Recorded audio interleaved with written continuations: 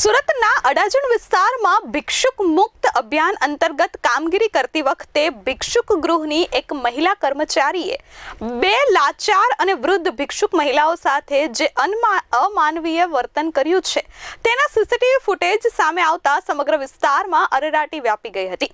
આ મહિલા કર્મચારીએ પહેલા વૃદ્ધ ભિક્ષુક મહિલાના કપડાં ખેંચ્યા અને બાદમાં હાથ પકડીને રસ્તા પર ઢસડી સાથે જ તેને અન્ય એક વૃદ્ધ ભિક્ષુક મહિલાને પણ ધક્કો મારી પોલીસ વેનમાં બેસાડી હતી।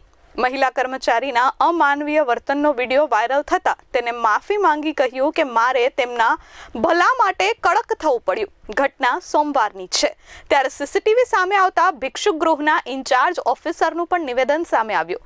તેમણે કહ્યું કે અમે વાયરલ થયેલો વિડીયો જોયો છે। વિડીયોમાં જે રીતે કર્મચારી વર્તન કરી રહ્યા છે તે સંપૂર્ણપણે અસ્વીકાર્ય અને અનિયમોની વિરુદ્ધ છે।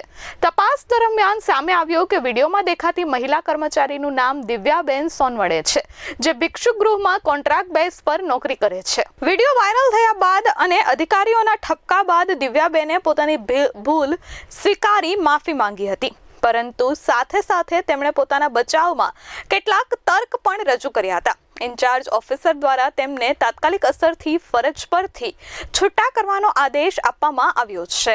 હું જિગ્નેશ ચૌધરી, ઓફિસર ઇન્ચાર્જ ભિક્ષુક સ્વીકાર કેન્દ્ર સુરત। ગઈકાલે મેં મારી ટીમ અને રાંદેર પોલીસ સ્ટેશનને સાથે રાખીને સુરતના અલગ અલગ વિસ્તારમાં રેસ્ક્યુ આપણે ભિક્ષુક મુક્ત કરવા માટે ભિક્ષુક રેડનું આયોજન કર્યું હતું।